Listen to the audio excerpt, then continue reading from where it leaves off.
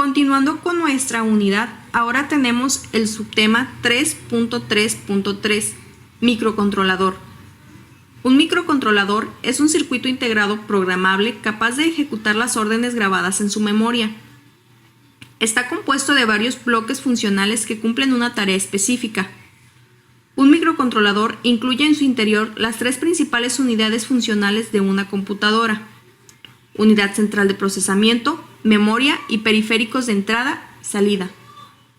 Algunos microcontroladores pueden utilizar palabras de 4 bits y funcionan a velocidad de reloj, con frecuencias tan bajas como 4 kHz, con un consumo de baja potencia, que puede ser miliwatts o microwatts. Por lo general, tendrá la capacidad de mantenerse a la espera de un evento como pulsar un botón o de otra interrupción. Así, el consumo de la energía durante el estado de reposo de la CPU y los periféricos de la mayoría puede ser solo de nanowatts, lo que hace que muchos de ellos sean adecuados para aplicaciones con batería de larga duración. Otros microcontroladores pueden servir para roles de rendimiento crítico, donde sea necesario actuar más como un procesador digital de señal con velocidades de reloj y consumo de energía más altos. Características. Los microcontroladores están diseñados para reducir el costo económico y el consumo de energía de un sistema en particular. Por eso, el tamaño de la unidad central de procesamiento, la cantidad de memoria y los periféricos incluidos dependerán de la aplicación.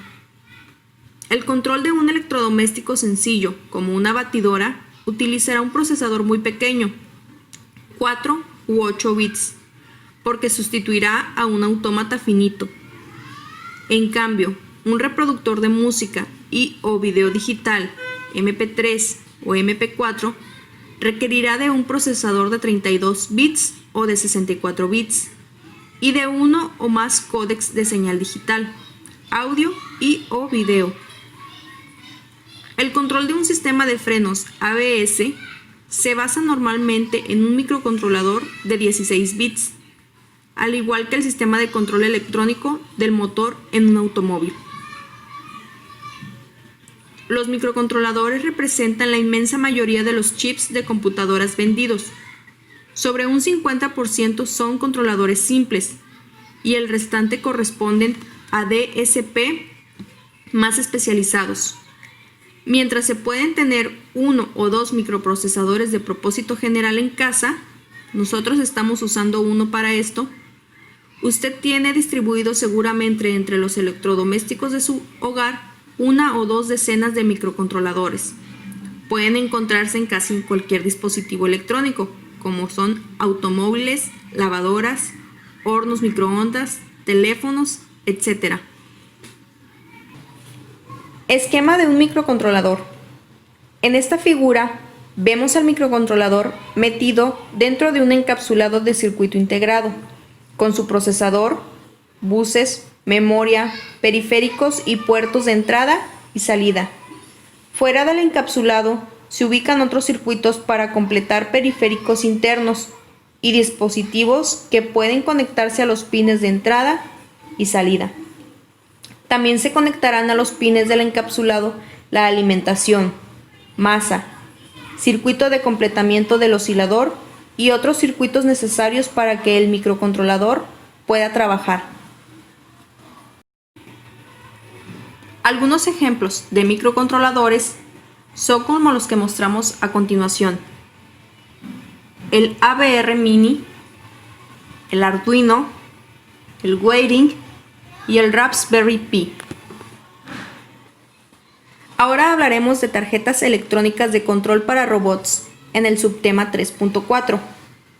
En electrónica, una placa de circuito impreso es una superficie constituida por caminos, pistas o buses de material conductor, laminadas sobre una base no conductora. El circuito impreso se utiliza para conectar eléctricamente a través de las pistas conductoras y sostener mecánicamente por medio de la base un conjunto de componentes electrónicos. Las pistas son generalmente de cobre, mientras que la base Se fabrica generalmente de resinas de fibra de vidrio reforzada, cerámica, plástico, teflón o polímeros como la baquelita. Algunas de las principales empresas para tarjetas electrónicas para robots son las siguientes. ABB Controladores. Los controladores del robot industrial de ABB ofrecen un control de movimiento superior y permiten una rápida integración de hardware opcional. El IRC5 es la quinta generación de controladores de robot de ABB. Su tecnología de control de movimiento que combina True Move y Quick Move es esencial para el rendimiento del robot en términos de precisión, velocidad, tiempos de ciclos, programación y sincronización con dispositivos externos. Entre otros elementos se incluyen la Flex Pendant, unidad de programación con pantalla táctil y movimiento del robot con joystick, lenguaje rápido, flexible y potentes opciones de comunicación. Otro ejemplo de estas empresas es QK. La industria electrónica es uno de los sectores más sujetos al cambio de todo el mundo. QK desarrolló sus soluciones Ready to Use especialmente para este sector, soluciones innovadoras de automatización que le aportarán numerosas ventajas económicas. A través de los paquetes preconfigurados compuestos por robots, software innovador y tecnología de control eficiente, podrá optimizar sus beneficios por inversión, aumentar su producción y ganar flexibilidad en la producción. Un último ejemplo de estas empresas es Fanuc Robotics, que se ha dedicado a los controladores de robots industriales, como lo es el iPendant, que está listo para intercambiar comunicación vía Internet o intranet, o los servomotores de AC. Todo robot tiene componentes que deben de ser controlados. Para ello, hablaremos en este subtema 3.4.1 del control de sensores y actuadores. Todo robot tiene tres tipos de componentes: un sistema de control, que es como una placa controladora, sensores, que son capaces de interpretar información del mundo o del propio robot, y actuadores, que producen un efecto sobre el mundo o sobre el propio robot. Veamos un sencillo ejemplo.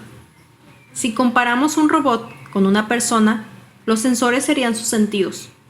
Estos transmiten información a su sistema de control o cerebro, modificando su comportamiento e influyendo sobre el mundo mediante sus actuadores.